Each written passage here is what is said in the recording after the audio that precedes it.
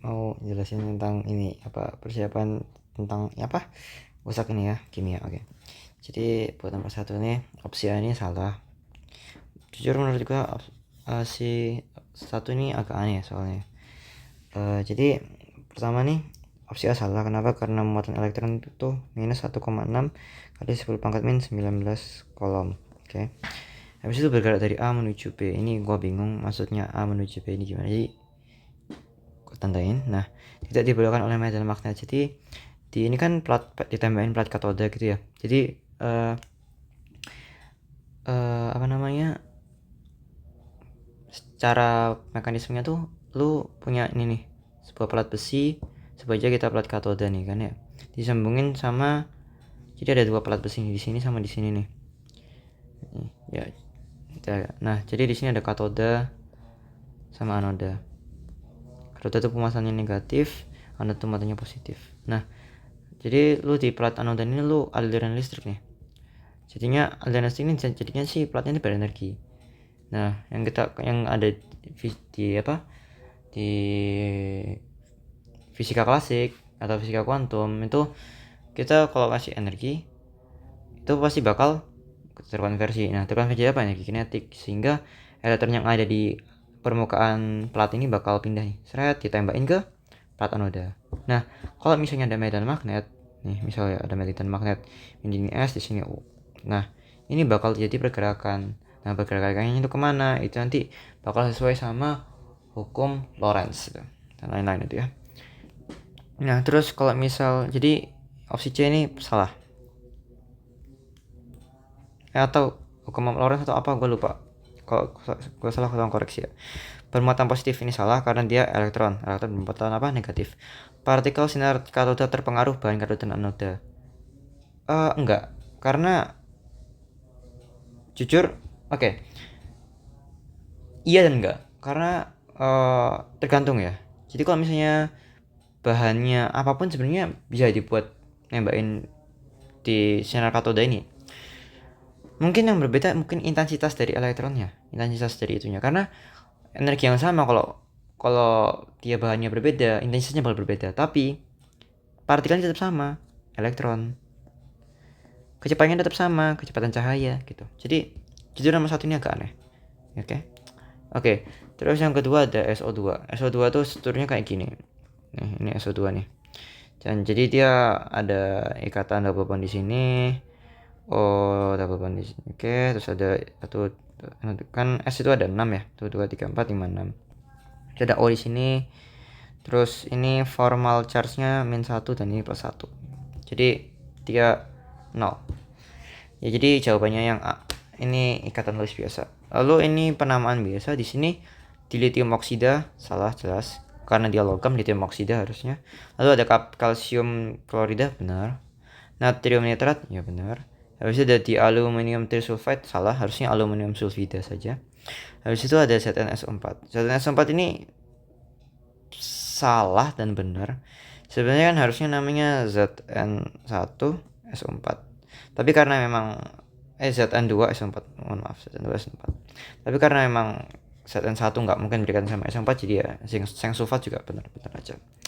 Habis itu yang keempat ini kita pakai penyetaraan biasa. Jadi dia bilang natrium klorid dapat diproduksi, ingat kan ya, ClO4 ini hipoklorid. Terus ClO2 ini klorid, ClO3 ini klorat, dan ClO4 ini perklorat. Oke. Nah, jadi karena kita tahu natrium hipoklorid ini diproduksi dari basa kuat NaOH dengan gas klorin. Gas klorin tuh Cl2. Nah, ini menghasilkan apa? Garam klorida. Garam kloridanya apa? Karena kita ada di sini ada natrium. Nah, garam itu kan logam dan suatu anion. Jadi anionnya di sini ada Cl. Jadi kita tahu deh ada NaCl dan air berarti H2O.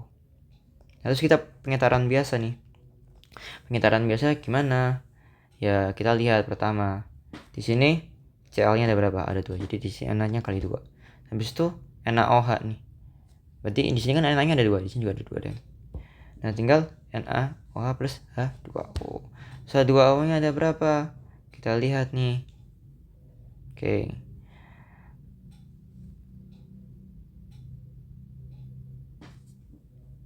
Oke, sorry. Gue lupa. Padahal gue tulis di sini. Ya, oke. Maaf. Jadi dia NaOH plus klorin ya. Jadi NaCl ditambah H2O dan gue lupa. Maaf, sorry. Soalnya kan ya, natrium hipoklorit. Nah, ini gue hapus. Nah, kita setarain biasa nih. Kita lihat. Pertama kita lihat natriumnya ada berapa. Oh, natriumnya ada 2 nih di sini sama di sini.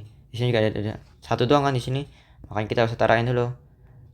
Sorry, bentar. Oke, makanya kita harus setarain dulu. Nah, di sini ada 2. Habis itu dia ada apa lagi nih? Ada klorida. Kloridanya di sini ada berapa? Cl2. Oke, udah ada 2 nih. Terus kita cek O-nya. O-nya di sini ada berapa? Ada 2. Di sini ada berapa? 1 2. Oke. O-nya ada 2. H-nya ada berapa? H-nya ada 2. Oke. Berarti 2 NaOH, Cl2, NaCl sama 2. Berarti opsinya yang mana? Yang D.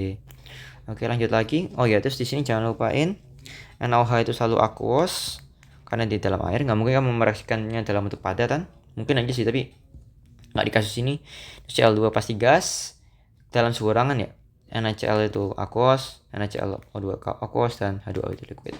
Oke, lanjut lagi. Sini ada soalnya. Oke, ini gua hapus dulu.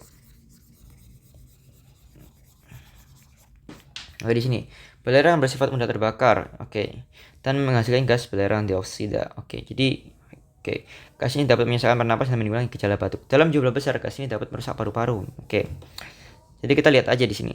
Udah ada reaksinya kan? Oke, soalnya minta apa? SO2 O2 jadi 2SO3. Dia bilang sebanyak 10 liter gas sulfur yang dioksida yang teroksidasi, maka volume gas belerang teroksidasi yang dihasilkan pada tekanan dan suhu yang sama adalah berapa liter. Oke, di sini konsepnya itu adalah pakai konsep koefisien, perbandingan koefisien itu sama kayak perbandingan volume. Oke, nah jadi di sini kita bisa asumsikan bahwa O2-nya tuh melimpah. Ya dong. Kalau kita ada asingkan di udara terbuka pasti O2-nya melimpah. Jadi di sini yang bereaksi sampai habis cuman SO2. Oke, jadi di sini kita punya MBS, masa bereaksi sisa. Nah, mula-mula bereaksi. Jadi kita punya 10 liter nih. Terus di sini kita punya anggap aja infinite, oke? Nah, terus kita kurangin deh. Berarti kan di sini reaksinya SO2 10. Di sini berarti kan 5. Oke.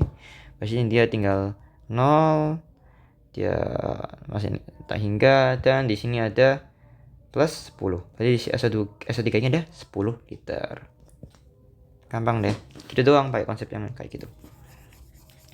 Nah, habis itu ini kita pakai konsep asam basa. Asam basa aja.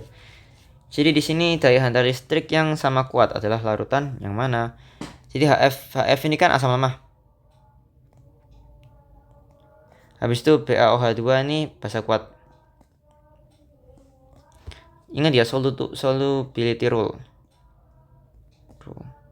Ya. Golongan mana aja yang dia basa kuat dan basa lemah? Harus ingat-ingat tuh. Harus dibaca buat yang lupa. Bisa di googling. Terus di sini ada asam asetat. Ini kan asam lemah. Terus di sini ada CONH2. Apa nih? Urea. Nah, jadi daya hantar listrik sama kuatnya adalah apa? Jadi kita udah dapat nih, urea kan non elektrolit, otomatis dia nggak bisa mengalirkan listrik. Terus kalau basa kuat jelas sangat kuat dalam mengalirkan listrik. Jadi yang paling mirip adalah asam lemah sama asam lemah. Opsinya apa? 1 dan 2. Tuh. Oke. Habis itu nih, soal selanjutnya ada konsep asam basa. Oke. Jadi ada asam basa Arrhenius, Bronsted Lowry, sama Lewis. Seperti kita ketahui, Arrhenius itu konsepnya adalah kalau asam bakal melepaskan H+. Kalau Bronsted Lowry itu konsepnya konjugasi. Jadi asam basa yang bereaksi akan menghasilkan basa konjugasi dan asam konjugasinya. Nah, terus kalau Lewis itu adalah donor elektron. Itu Lewis. Nah, konsepnya gimana? Kalau dia kaya akan elektron, dia basa. Sementara kalau dia miskin akan elektron, dia asam. Kita lihat aja dari struktur H+. Jangan deh. Asam itu dalam bentuk biasanya kan kita tulis H+. Tapi sebenarnya kok H+ doang itu nggak ada. Karena pada dasarnya H+ doang itu kayak proton doang gitu kan. Kan H itu kan strukturnya kayak gini nih. Ya kan? Single elektron. Kalau misalnya H+ berarti kan kayak ya udah cuman proton doang satu gitu kan, nggak mungkin. Nggak stabil banget itu. Jadi pada dasarnya H+ itu bentuknya dalam bentuk H3O+. H3O+ itu bentuknya kayak gimana? 1 2 3 4 5 6. Oke. Nah, sama dia punya di sini. Nah, di sini kan formal charge-nya si O kan berarti kan dia plus nih. Karena dia O H H H. Nah, kan dia plus nih. Berikatan 3, ya kan? Nih, 1 2 3 4 5. Kan berarti elektronnya cuma 5. Jadi dia melepaskan elektron jadi plus deh formal charge-nya. Makanya tulisannya di H3O+. Berarti kan dia sangat miskin akan elektron kan? Nah, sementara kalau OH- tuh. OH- kan strukturnya cuma 1 2 3 4 5 6. Tuh. Oh, sorry, H. Tuh. Kan dia 1 2 3 4 5 6 7. Nah, kan dia kaya akan elektron berarti kan? Makanya dia bersifat basa. Sementara ini bersifat asam gitu. Oke, kita lanjut lagi.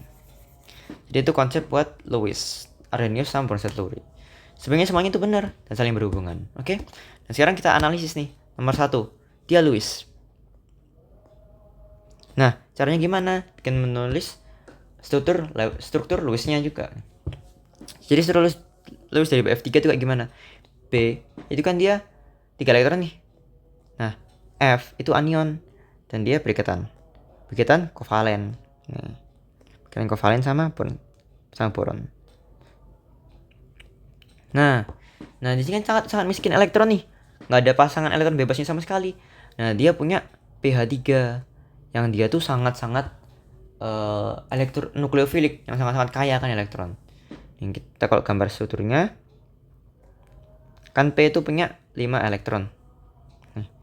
Nah, ini kan ada PEB-nya nih. Nah, PEB-nya ini masuk ke sini. Nah, makanya dia donor elektron, dia sebagai basa dan dia sebagai asam. Gitu. Oke. Lanjut lagi, kita punya nih ada asam asetat, OH-, habis itu ada ion asetat dan air. Oke. Ini adalah konsep Bronsted-Lowry. Oke. Kenapa? Why gitu? Jadi di sini kita punya asam asetat nih. Dihasilkan sama sebuah basa. Dia bakal menghasilkan CH3, COO- dan H2O. Nah, ini pakai asam konjugasi dan basa konjugasi. Di sini kan asam nih. Ya dong. Kan CH3COH asam nih. OH- basa dong. Nah, maka pasangannya adalah ini nih. Asam konjugasi. Basa konjugasi sama asam konjugasi. Nih. Kan nih reversible nih. Jadi bisa bolak-balik kan. Nah, si H di sini kan dia ngelepas. Makanya dia asam. Dia kan melepas H+. Arrhenius balik lagi. Nah, di sini CH3COmin. Dia biar balik ke sini harus butuh apa? Mengambil H+ dari mana? H2O. H2O berarti melepaskan apa? Melepaskan H+. Berarti H2O bersifat asam. Sementara OH-, OH- kan pasti basa karena dia apa? Butuh H+. H+-nya dari mana? Dari CH3COH. Makanya dia bersifat Bronsted-Lowry. Karena apa? Konsep asam konjugasi dan basa konjugasi gitu. Gitu deh. Oke. Terus di sini yang opsi 3 berarti adalah sisanya Arrhenius. Kenapa? Karena asam asetat melepaskan H+, simple. Jadi kalau kita suruh mengurutkan Arrhenius, Bronsted-Lowry dan Lewis, urutannya adalah 3 2 1. Gitu deh. Nah, habis itu di sini ada konsep stoichiometry nih. Oke. Jadi kita punya H2SO4 25 ml. H2SO4 nih. Kita titrasi sama NaOH. Oke, bereaksi sama NaOH. Dengan indikator phenolphthalein ya, PP. Oke. mencapai titik akhir titrasi. Oke. Berarti kalau direaksikan dia bakal menghasilkan apa? Bakal menghasilkan Na2SO4 dan H2O yang bersifat nanti netral larutannya. Nah, nanti kita setarain, nah kita dapat kayak gini kan? Nih, tuh setara. Buat yang belum tahu penyetaraan atau belum bisa penyetaraan, nanti belajar lagi ya. Pelan-pelan aja, kita pelan-pelan aja, nyantai aja. Pokoknya kita pertama setarain dulu nih buat yang nggak tahu, oke. Oke, aku pelan-pelan deh, oke. Nah, oke, jadi pertama kita lihat dulu atomnya. Natrium, kita ambil natrium deh. Natrium ada berapa di sini? Ada 2. Oke, di sini kan tinggal 1 doang. Tuh kan ya. Berarti natrium di sini ada 2. Oke. Terus nih, sulfurnya ada 1. Oke, aman deh. Kita nggak usah setarain lagi. Terus ada oksigen. Oksigennya di sini 4, di sini 4. Oke. Oksigennya di sini cuma ada 2, di sini cuma ada 1. Oh. Berarti kurang nih oksigennya. Jadi kita harus kali 2 di sini. Tuh. Oke, terus kita lihat H plusnya. Di sini ada 4. Di sini ada 2, di sini ada 2, ada 4. Oke, berarti sudah setara nih. Sekarang kita lihat dari molnya. Oke. Di sini ada 0,1 molar sama 50 ml. Ingat, mol itu sama dengan kayak molaritas dikali volume, atau molaritas itu sama kayak mol per volume. Oke. Jadi molnya NaOH ada berapa? Ada 0,1 molar dikali 50 ml. Berarti ada berapa? 5 milimolar. Nah, berarti kalau kita dengan massa bereaksi sisa, nih, sama di titik akhir titrasi, itu artinya semua zatnya bereaksi sempurna. Oke. Berarti di sini sisanya harus 0. Di sini minus 5. Di sini berarti minus 2,5. Tuh. Berarti di sini ada X. Tuh. Berarti X min 2,5 sama dengan 0, X-nya sama dengan 2,5 milimol. Oke. Berarti kita punya nih H2SO4 2,5 milimol. Nah, sekarang kita kali sama MR-nya. Gimana cara ngalinya? Jadi 98 itu satuannya miligram per milimol. Ini konversi aja, jadi kan awalnya 98 gram per mol. Nah, ini aku kali 10 pangkat min 3, dan di sini aku juga kali 10 pangkat min 3. Karena aku jadiin mili. Sorry. 10 pangkat 3 ya. Sorry. 10 pangkat 3, 10 pangkat 3. Ini dicoret-coret nih. Nah, jadinya tetap aja milimol sama milimol. Jadi akhirnya segitu deh. Nah, udah deh. Ini 98 mg per milimol. Coret-coret, kita dapat 245 mg. Tuh, dapat kan? Nah, kita cari lagi nih, lihat. Oke. Kita punya ini STP RTP. Oke. Wah, aku ingetin lagi, STP itu standard temperature and pressure. Standard temperature and pressure itu berapa? Saat temperaturnya 0 Kelvin dan pressure-nya 1 atm. Terus ada lagi RTP. RTP itu apa? Saat room temperature atau 298 Kelvin atau 300 Kelvin. Dalam artian 25 derajat Celcius atau 20 derajat Celcius. 25 derajat, 27 derajat Celcius, oke? Sama pressure-nya 1 atm. Oke. Nah, STP itu berapa? STP itu sama dengan 1 molnya sama kayak 22,4 liter. Kalau RTP 1 molnya sama dengan kayak 24 atau 24,4 liter. Oke, lanjut. Kita ngerjain lagi nih. Ada 5,4 gram aluminium dengan 9,8 gram larutan asam sulfat. Oke. 5,4 gram Al. Kita cari molnya deh. Molnya sama dengan gram per mr. Right? Oke. Jadi molnya berapa nih? Kita punya 5,4 dibagi sama mr-nya. Berapa nih mr-nya? Aluminium tuh mr-nya kalau nggak salah 27. Benar, di sini ada 27 nih. Oke. Jadi ini berapa nih? 0,2 ya kan? Sementara ini ada 9,8 gram asam sulfat itu H2SO4. Berapa nih molnya? 9,8 dibagi 98 sama dengan 0,1. Nah, terus nih kita tulis persamaan reaksinya. Mumpung udah disetarain jadi lebih enak nih.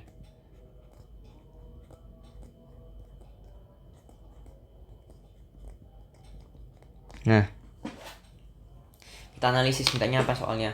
Mintanya volume gas hidrogen. Oke, berarti kita cari volume gas hidrogennya. Pertama berarti kita cari apa? Pembatas reaksinya dulu. Terus M, masa bereaksi dan sisanya. Di sini kita punya 0,2, di sini kita punya 0,1. Nah, kira-kira nih 0,2 sama 0,1 yang bereaksi yang mana? Nah, cara nyarinya simple. Nih, misalnya kita pakai 0,2. 0,2 kita kali 3/2, ya kan? Berarti kita dapat 0,3. Apakah ini kalau misalnya dikeluarin 0,3 bisa? Nggak bisa kan?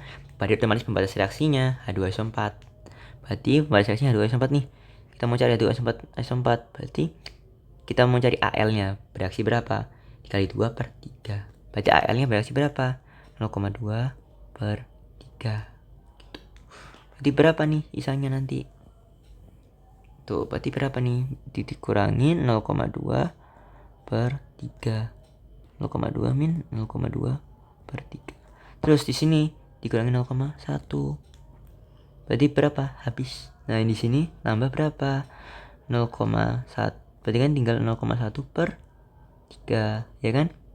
Berarti jadi 0,1/3. Oke. Nih, gue batasin dulu ya. Terus di sini berapa nih? 0,1 dikali 3/3, berarti di sini 0,1. Berarti 0,1 mol. Tuh. Gampang kan? Nah, 0,1 mol ini berapa volumenya? Kan kita tahu nih, 1 mol sama dengan 22,4. Kalau 0,1, berarti kan di sini kali 0,1, di sini kali 0,1, sehingga 0,1 mol sama dengan 2,24. Tuh, gampang. Liter. Simpel kan? Simpel. Oke. Nah, terus nih ada buffer. Ingat buffer ya. Jadi buffer itu kan ada buffer basa, buffer asam. Buffer basa, buffer asam itu prinsipnya pakai Bronsted-Lowry. Jadi gimana prinsipnya? Misalnya kita punya asam, suatu asam lemah nih, Ha. Dia bakal bereaksi membentuk apa? H+ sama A- nih. Nah, dari reaksi ini kan reversible nih, ya kan? Jadi kan dia bisa saling bolak-balik, saling ngatur nih. Maka dia dipengaruhi oleh dua faktor, Ha sama A-. Konsep rumusnya gimana? Konsep rumusnya sebenarnya panjang kalau kita buktiin. Tapi kalau kita pakai pelajaran SMA, itu rumusnya adalah H+ sama dengan kayak Ka dikali konsentrasi asam dibagi konsentrasi garam konjugasinya. Sama kayak basa. Misalnya kita punya basa OH. Nah, kita bereaksi nih jadi B- sama B+ sama OH-. Konsentrasi OH- kayak gimana? Kb dikali H BOH per asam konjugasinya B+. Tuh. Bukan? Nah, ini juga ada ini juga bisa kita ubah lagi nih. Ini pH kan sama dengan min log. Ya enggak? Min log H+. Nah, sama nih. Kita kali di sini. Kita kali min log H+. Berarti ruas kanan juga kita harus kali min log Ha per amin dikali Ka. Nah, kita bisa pakai sifat log buat membagi dia. Jadi di sini di pH sama dengan kayak PKA min log Ka kan. Ini biar lebih enak kelihatannya. Min log Ka ya kan dikali Ha per A minus. Nah, jadi kan tinggal terus kita punya ini, kita bagi 2 nih, berarti kan ditambah sama min log HA per A minus. Oke, gini. Nah, kita bisa ubah nih pakai konsep logaritma juga. Jadi kita punya PH sama dengan PKA ditambah. Nah, kan ini kalau misalnya min log, aku ubah jadi A minus per H plus, boleh nggak? Nggak boleh dong, kecuali kita kali min 1. Kan kalau min 1 sama aja nih, balik jadi HA per A minus. Nah, terus pakai konsep rumus logaritma, min 1-nya bisa aku pindah ke sini. Tuh. Jadi apa rumusnya? Jadi PH sama dengan PKA plus log H plus HA. A minus per HA. Oke. Nih, sama nanti kalau POH. Jadi POH sama dengan PKB plus log P plus dibagi POH. Oke. Nah, terus kita lihat larutan penyangga, larutan buffer.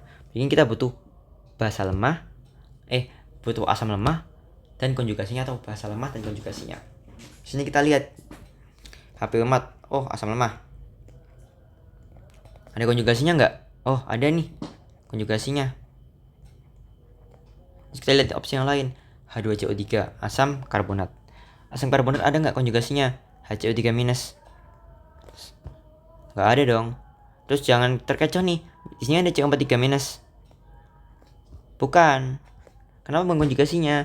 Karena H2CO3 minus, kalau melepas H2CO3, kalau melepaskan asam jadi apa? HCO3 minus. Jadi nggak boleh nih. Misalnya kamu pakai si CO32 minus sebagai konjugasi, soalnya terlalu jauh reaksinya. Terus ada asam oksalat di sini. Asam oksalat kan dia asam lemah juga, tapi nggak ada nih konjugasinya, makanya dia juga bukan nih. Jadi jawabannya 1 dan 5.